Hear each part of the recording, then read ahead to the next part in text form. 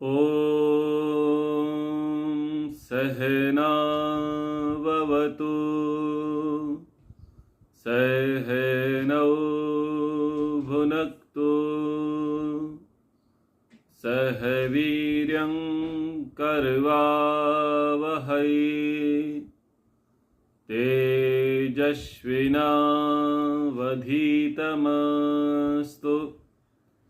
मा विद्विषावहै। ॐ शान्तिः शान्तिः शान्तिः। मनुस्मृति के 6वें अध्याय का पाठ चल रहा है और प्रसंग चल रहा है संन्यास आश्रम का। आज हम पढ़ेंगे जो अभय दान देता है, जिससे किसी को भय नहीं होता, जो सबको निर्भय बनाता है, ऐसा सन्यासी होता है। तो सन्यासी के विषय में जानेंगे, समझेंगे। 4 आश्रमों में सबसे श्रेष्ठ पूजनीय आश्रम संन्यास आश्रम है। ब्रह्मचर्य, गृहस्थ, वानप्रस्थ और संन्यास, ये जो 4 शब्द हैं, इनके धातु प्रत्यय व्युत्पत्ति पर ना जाते हुए अगर सरल शब्दों में इसको समझने का प्रयास करें तो इस प्रकार से अर्थ समझने चाहिए। ब्रह्मचर्य, ब्रह्मचर्य में 3 चीजें हैं: विद्या का अध्ययन, ईश्वर की भक्ति और इंद्रियों का निग्रह। तो जो विद्या में रमण कर रहा है वो विद्यार्थी ब्रह्मचारी है और उसका काल ब्रह्मचर्य काल है। तो जो विद्या को प्राप्त करने के लिए और परमात्मा को प्राप्त करने के लिए प्रयत्नशील है, उस अवस्था को हम कहेंगे ब्रह्मचर्य काल। गृहस्थ काल किसे कहेंगे? जो गृह में स्थित रहे, गृह यानी घर में जो स्थित रहे और घर में रह करके जो कार्य करे, वो गृहस्थी। वानप्रस्थ, जो वन में जाकर के रहे, वो वानप्रस्थी। और संन्यास, जिसका ध्येय ना तो ब्रह्मचारी के जैसा है, ना गृहस्थी के जैसा है, ना वानप्रस्थी के जैसा है। ना तो इनके प्रति उसे लगाव है और ना इनके प्रति कोई द्वेष है। जो इनमें सम है वो संन्यास है। जो इनसे ऊपर उठा हुआ है वो संन्यास है। ब्रह्मचर्य की प्राप्ति या ब्रह्मचर्य की धारणा किसके लिए की जाती है? यद इच्छन्तो ब्रह्मचर्यम चरन्ति, ईश्वर की प्राप्ति की अभिलाषा लेकर के ब्रह्मचर्य का धारण किया जाता है। अगर हम विद्या को पढ़ना चाहते हैं, अगर हम ईश्वर को प्राप्त करना चाहते हैं, तो हमें सभी कालों में, सभी आश्रमों में ब्रह्मचर्य का पालन करना चाहिए। और यदि हम लोकेशणा, वित्तेषणा, पुत्रेषणा से ऊपर उठना चाहते हैं, सांसारिक भोग विलासों से स्वयं को परे रखना चाहते हैं और प्रभु भक्ति ही और प्रभु की प्राप्ति ही एकमात्र हमारा लक्ष्य हो, तो फिर हमें सन्यासी हो जाना चाहिए। तो सन्यासी के धर्मों को हम समझते हैं। यो दत्त्वा सर्वभूतेभ्य प्रव्रजति अभयं गृहात् तस्य तेजोमया लोका भवन्ति ब्रह्मवादिनः। यह जो द्विज सर्वभूतेभ्यः अभयं दत्वा सब प्राणियों के लिए अभय दान की घोषणा करता है, अर्थात प्राणियों को दुखों के भय से मुक्त कराने के लिए लोकोपकार करने की प्रतिज्ञा करके गृहात् प्रव्रजति, वानप्रस्थ ग्रह अपना स्थायी आवास त्याग कर अथवा गृहस्थ अपना घर छोड़कर संन्यास ग्रहण करता है, तस्य ब्रह्मवादिनः उस वेद और ईश्वर के उपदेशक ब्रह्मज्ञानी के लिए तेजोमयाः लोकाः भवन्ति, लोक और परलोक अर्थात जन्म जन्मांतर अथवा मोक्ष लोक ब्रह्म ज्ञान एवं परमात्मा के प्रकाश से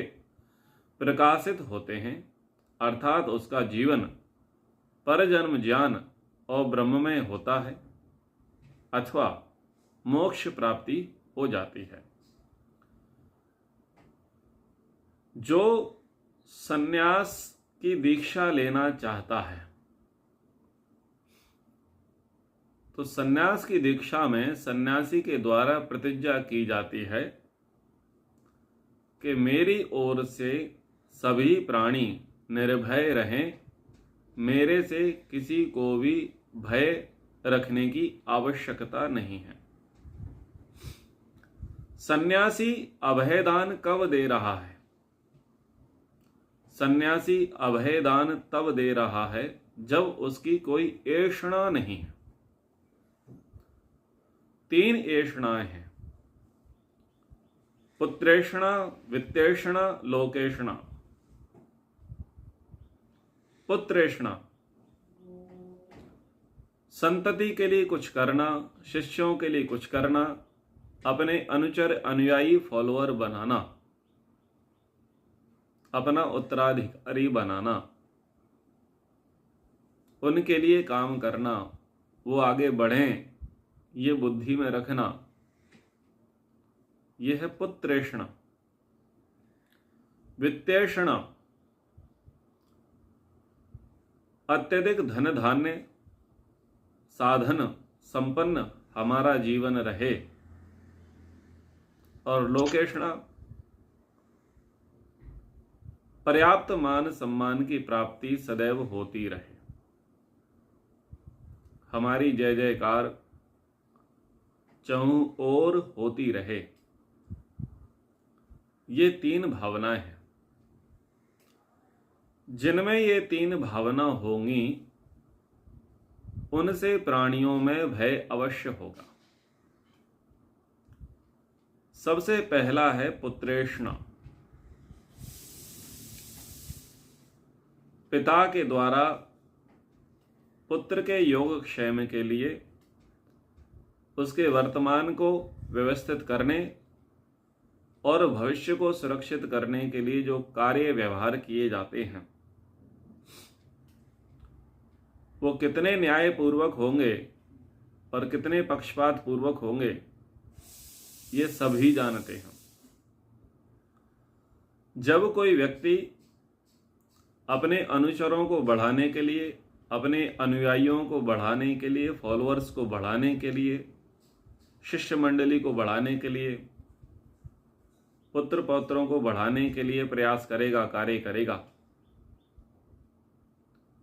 तो क्या गारंटी है कि वह धर्मपूर्वक उसे बढ़ाने का प्रयास करेगा? मिश्रित तो होगा ही, कुछ ना कुछ अधर्म तो करेगा ही, कुछ ना कुछ पाप अत्याचार पक्षपात तो करेगा ही। जब वो ऐसा करेगा तब प्राणी निर्भय नहीं रहेंगे। और लौकिक अर्थ में बताऊं, नौकरियां हैं, व्यापार धंधे हैं अथवा न्याय है, ये अधिकतर पक्षपातपूर्ण होता है।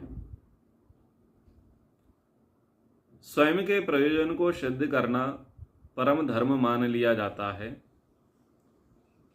और अपने प्रयोजन को सिद्ध करने के लिए भले ही कितनों की ही बलि देनी पड़े और कितनों की ही उपेक्षा क्यों न करनी पड़े।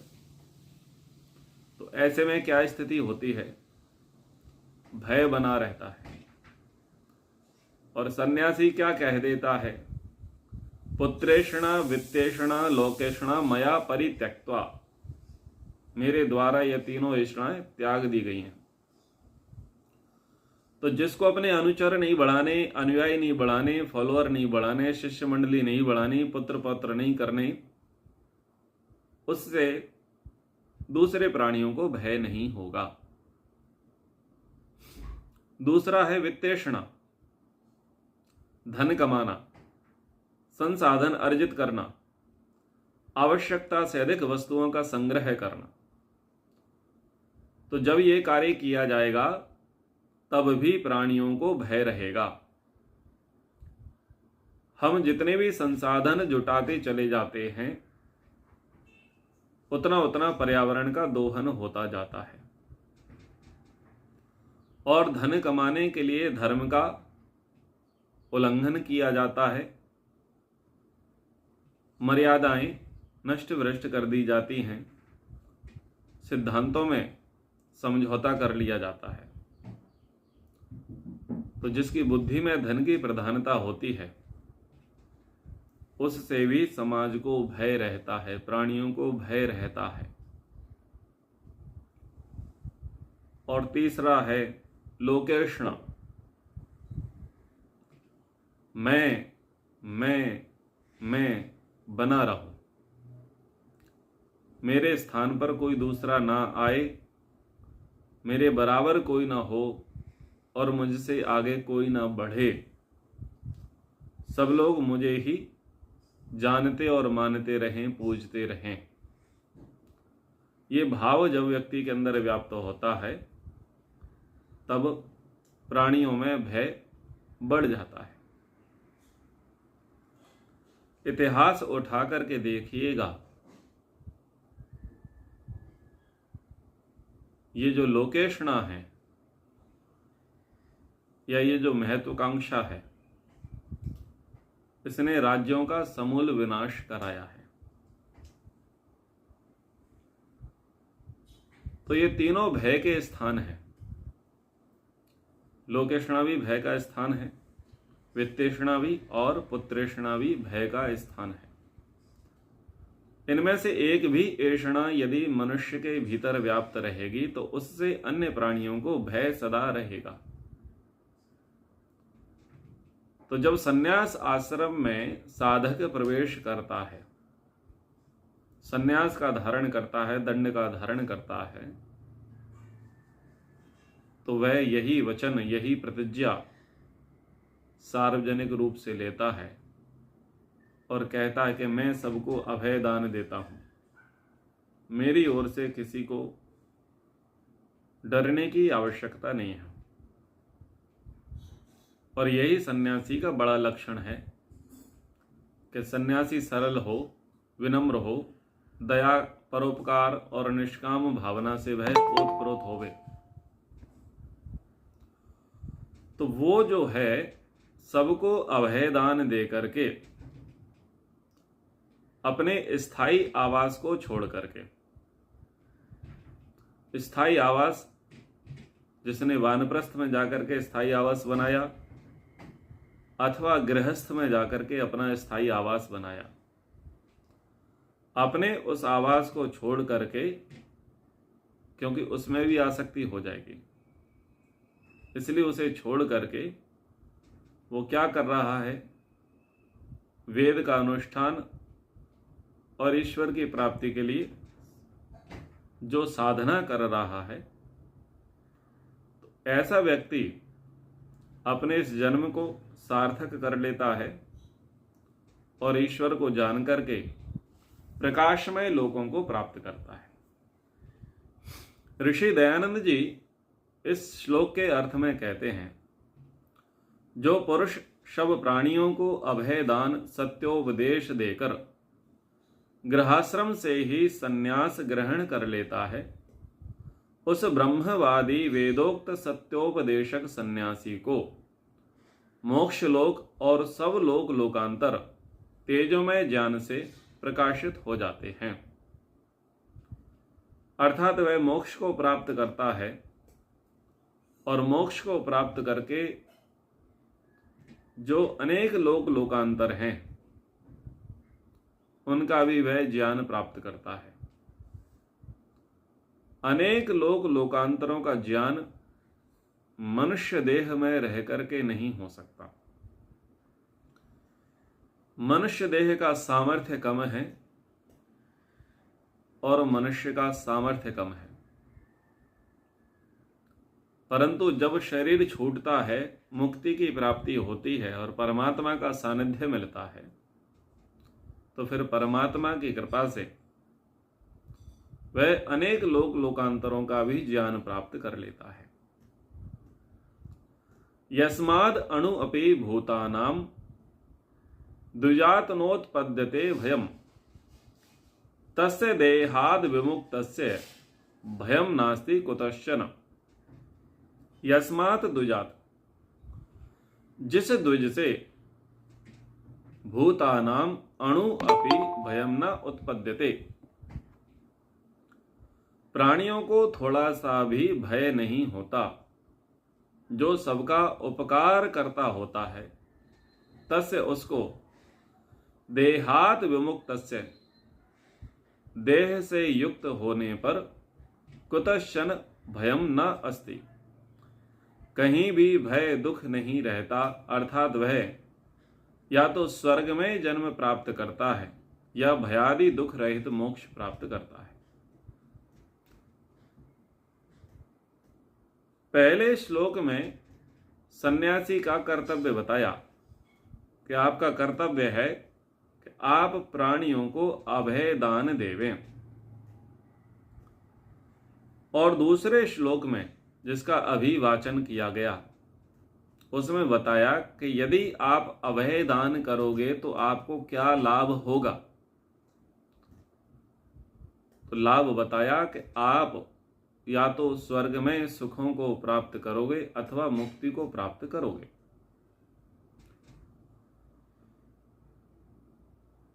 जो सन्यास को ग्रहण कर चुका है, सन्यास धर्म में अपने आप को स्थित कर चुका है, उसका दृष्टिकोण कैसा होगा? सब प्राणियों में एक आत्म तत्व को देखना। भूतेषु भूतेषु विचिन्त धीरा प्रेत्यास्माद् लोकाद् अमृता भवन्ति। हर भूत में, हर प्राणी में वह एक तत्व को ही देखेगा, परमात्म तत्व को ही देखेगा। यस्मिन् सर्वाणि भूतानि आत्मन्येवानुपश्यति। जो साधक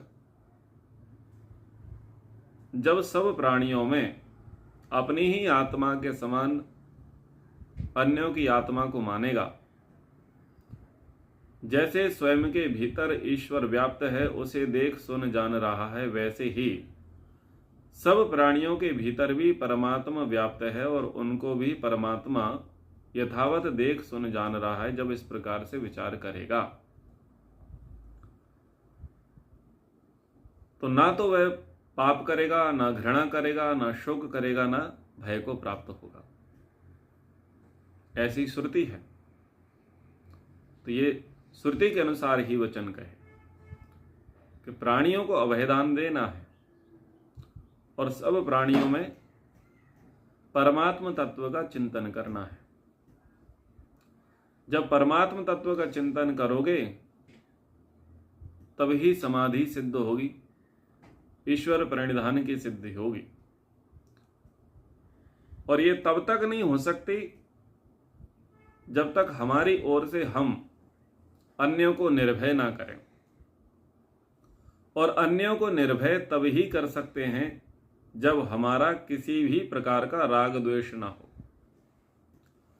जब हमारा किसी के प्रति राग द्वेष नहीं होगा, हमने अपनी ओर से सबको निर्भय बना दिया है, तो सभी सन्यासी को पूजेंगे।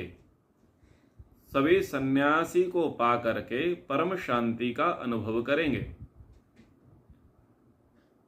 सभी सन्यासियों का अनुग्रह प्राप्त करने की अभिलाषा रखेंगे, क्योंकि जो त्रस्त ग्रस्त लोग हैं उनको फिर परम शांति की अथवा उत्तम मार्ग का दर्शन वही ब्रह्मवादी सन्यासी ही करा सकता है। सन्यासियों के प्रति प्रेम बढ़ जाएगा, अनुराग बढ़ेगा, पूजा की बुद्धि जो है, सत्कार की जो बुद्धि है वो बढ़ जाएगी, प्रवृत्ति बढ़ जाएगी। जब एक मनुष्य को लगेगा कि इससे मुझे किसी भी प्रकार का कोई भय नहीं है, तो उसके प्रति स्नेह, प्रेम और सम्मान के भाव स्वयं ही क्या होते हैं, प्रकट हो जाते हैं। परंतु हमारे यहां सन्यासियों के स्वरूप को बिगाड़ने का पूर्ण प्रयास किया गया। ना तो सन्यासियों के दर्शन जनमानस के लिए सुलभ किए गए और ना ही उनके प्रति अच्छे भाव जनमानस तक पहुंचाने के प्रयास किए गए। मूर्खतावशात बाल्यकाल में ही माताओं ने ऐसा उपदेश कर दिया, बेटा खाना खा ले या सो जा, नहीं तो बाबा आ जाएगा और ले जाएगा। तो बच्चों के मन में ये भाव आ गए कि ये जो सन्यासी हैं, लाल कपड़े वाले हैं, ये तो हमको चुरा ले जाएंगे, लूट ले जाएंगे। फिर दूसरा कार्य ये भी हुआ कि सन्यासियों ने अपने आश्रम धर्म का पालन भी नहीं किया। ब्रह्मचर्य का धारण और ऐष्णाओं से मुक्ति के लिए प्रयास उनके शिथिल पाए गए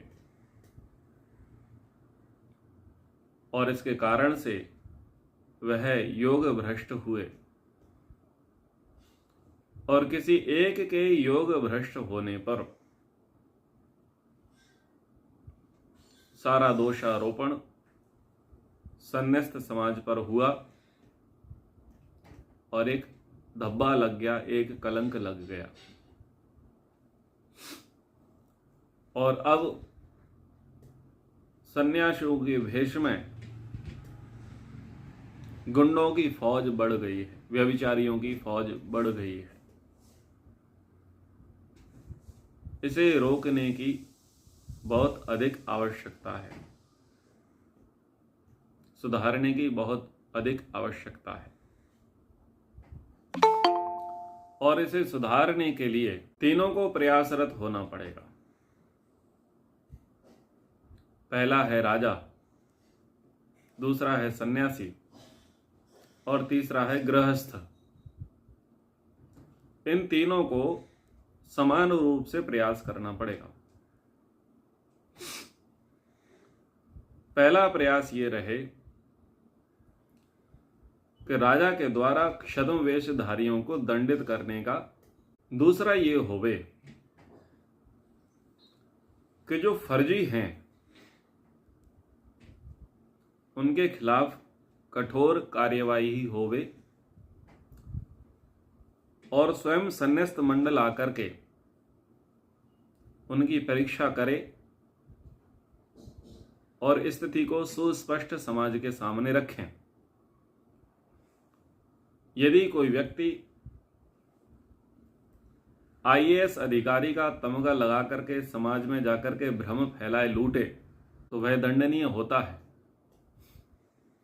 डॉक्टर बन जाता है फर्जी और फिर लोगों को लूटता है तो वह दंडनीय होता है।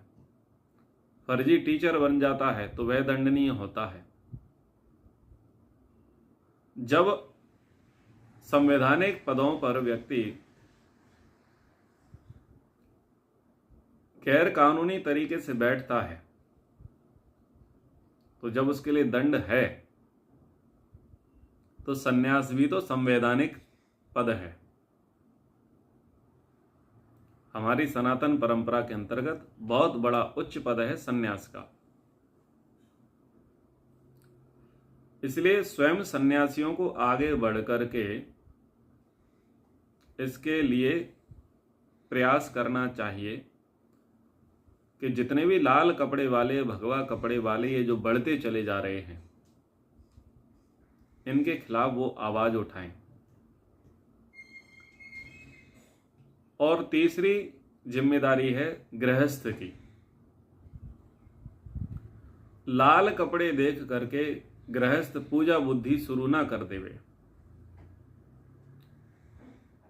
गृहस्थ ठीक प्रकार से जांच पड़ताल करें, समझें, उनके इतिहास को निकालें, उनके पहचान पत्र को देखें और उनका यथा योग्य व्यवहार फिर उसके साथ करें। यदि वो वास्तविक रूप से ब्रह्मचारी हैं, विद्वान हैं, धर्म का पालन कर रहे हैं, तो उनका उस प्रकार से पूजन सत्कार करें। और यदि वह फर्जी हैं, छद्मवेशधारी हैं, असभ्य हैं, व्यभिचारी हैं, तो उनका उस प्रकार से दंड के साथ उनका सत्कार करें। तो तीनों को संयुक्त रूप से प्रयास करना होगा, तब जाकर के जो हमारा श्रेष्ठ पद है संन्यास का, उसकी रक्षा हो सकेगी। तो ये सबको कार्य करना चाहिए। आगे, आगारात अभिनिष्क्रांतः पवित्रोपचितो मुनिः समुपोढ़ेषु कामेषु निरपेक्षा परिव्रजेत। संन्यास इक्षुक द्विज आगारात अभिनिष्क्रांतः वानप्रस्थ अपना स्थायी आवास अथवा गृहाश्रम को त्याग कर मुनि वेद ब्रह्म और जीवन विषयक मननशील होकर पवित्र उपचितः पवित्र संस्कारों एवं कर्मों को धारण करता हुआ और समुपोढ़ेषु कामेषु निरपेक्षः अंतःकरण में संचित सांसारिक कामनाओं तृष्णाओं को छोड़कर परिव्रजेत सन्यासी बनकर लोकोपकार के लिए विचरण करें। ऋषि दयानंद जी संस्कार विधि के संन्यास प्रकरण में लिखते हैं, जब सब कामों को जीत लेवे और उनकी अपेक्षा ना रहे। सब कामों को जीतने का अर्थ क्या है? अब जो जितेंद्रिय हो गया है और जिसकी अब कोई लोकेशणा, वित्तरेषणा, पुत्रेषणा नहीं रही, सांसारिक कामनाएं जिसने अपनी नष्ट कर दी हैं, समाप्त कर दी हैं, जिसने इंद्रिय निग्रह कर लिया है, जिसने दम का पालन किया है, शम का पालन किया है, तितिक्षा का, उपरति का पालन कर लिया है,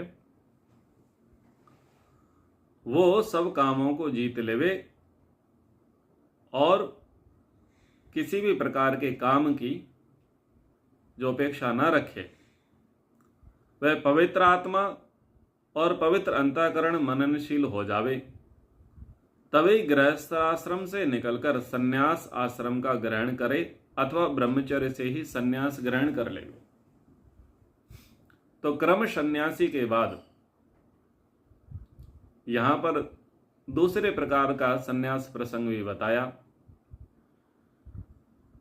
कि चाहे तो गृहस्थ से सीधा संन्यास को धारण कर ले, अधिक तीव्र इच्छा है, संस्कार प्रबल है, वैराग्य की स्थिति बनी हुई है और विद्या भी प्राप्त कर ली है, तो ब्रह्मचर्य काल से ही संन्यास की ओर प्रस्थान कर लेवे। अथवा चतुर्थाश्रमी क्रम सन्यासी तो होवे ही। तो इस प्रकार से सन्यासी को रहना चाहिए। जब सन्यासी लोकेषणा, वित्रेषणा और पुत्रेषणा को छोड़ चुका है, सबको अभय दान दे चुका है और सन्यासी के लिए कह दिया कि आप एक स्थान पर नहीं रहेंगे, आप परिव्राजक होंगे, चारों ओर भ्रमण करेंगे, धर्म का प्रचार करेंगे, ईश्वर भक्ति के विषय में जन समुदाय को बताएंगे, उनकी धार्मिक आध्यात्मिक जिज्ञासाओं का समाधान करेंगे और साधना करेंगे। तो आपको किसी के साथ रहना नहीं है, किसी को लेकर के नहीं चलना है, आपको एकाकी जीवन ही अपनाना है। तो सन्यासी के लिए नियम दिया, एक एव चरे नित्यम सिद्ध्यर्थम असाह्यवान सिद्धिम एकस्य संपश्चन जहाति नाहि यते।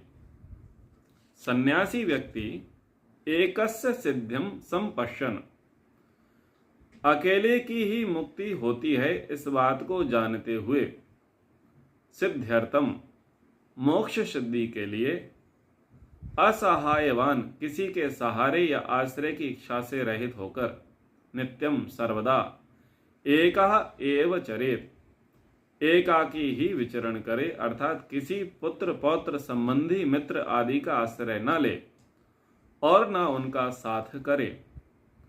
इस प्रकार रहने से न जहाति न हियते, ना वह किसी को छोड़ता है और न उसे कोई छोड़ता है, अर्थात वह मोह रहित हो जाता है और मृत्यु के समय बिछुड़ने के दुख की भावना से रहित हो जाता है, उसे मृत्यु का भी दुख नहीं होता है। कारण बता रहे हैं, जन्म आपने प्राप्त किया है, मृत्यु आपकी होगी। आप अकेले ही जन्मे थे और अकेले ही जाने वाले हो। आपने सन्यास धारण कर लिया है, साधना आपने करनी है, तपस्या आपने करनी है, तो मुक्ति आपकी ही होगी, आपके साथ वाले की नहीं होगी। इसलिए अपना कोई सहयोगी, कोई संगी, कोई साथी, कोई पथिक अपना ना बनावे, अकेले ही चले। ना तो किसी के सहारे की अपेक्षा रखें और ना ही किसी का सहारा बनने का प्रयास करें, एकाकी विचरण करें। न पुत्र के विलासा, न पौत्र की, न संबंधी के, न मित्र की, न निकट पड़ोसी के, किसी की अभिलाषा ना रखें। अगर आप किसी की अभिलाषा रखोगे तो उसमें एक दोष आएगा।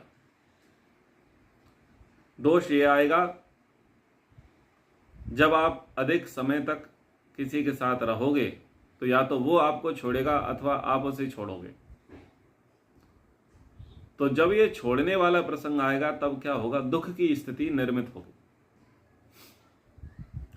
इसलिए दुख ही ना होवे, इसलिए ना तो किसी के साथ रहो, तो ना तुम किसी को छोड़ोगे, ना कोई तुम्हें छोड़ेगा। सांख्य दर्शन में जड़ भरत की चर्चा आती है। जड़ भरत सन्यास तो ले चुके हैं, जंगल में जाकर के पर्णकुटी बना करके रह तो रहे हैं, परंतु शावक हिरण के बच्चे को वो पालने लग गए, और पालने लग गए तो आसक्ति किस में हो गई, हिरण के बच्चे में हो गई। और उस आसक्ति का परिणाम क्या हुआ कि उनको मुक्ति के लिए अन्य जन्मों को भी लेना पड़ा। इसलिए मुक्ति प्राप्ति करनी है तो जब सन्यास ले लिया है तो सन्यास का मतलब है सब कुछ छोड़ दिया है। तो छोड़ दिया है तो फिर किसी का साथ ना करें, किसी का ग्रहण ना करें, नहीं तो राग द्वेष होगा। जब मृत्यु निकट होती है तो फिर प्राण शांति से जाते नहीं हैं, छूटते नहीं हैं, देह त्याग शांति से होता नहीं है। क्यों? बहुतों को आपसे राग होता है और आपका बहुतों से राग होता है। जब यह समझ में आता है कि मृत्यु निकट है, तो वियोग का प्रसंग जब होता है तो दुख की घड़ी उपस्थित हो जाती है। इसलिए जब परमात्मा के अतिरिक्त जब आप किसी को अपना नहीं मानोगे, आप किसी का संग नहीं करोगे, तो आपको मृत्यु के काल में भी दुख नहीं होगा। इसलिए सन्यासियों के लिए कहा कि आप रिश्ते बना करके ना चलें, सहयोगी साथी अनुचर बना करके ना चलें, मित्र बना करके ना चलें, एकाकी रहें, अकेले रहें। सांख्य दर्शन में सूत्र आया, द्वाभ्याम अपि तथैव। दो लोग होंगे तो झगड़ा होगा, राग द्वेष होगा। इसलिए अकेले रहें, ना किसी से राग होगा, ना द्वेष होगा, ना झगड़ा होगा, और ना ही किसी के जाने का दुख होगा।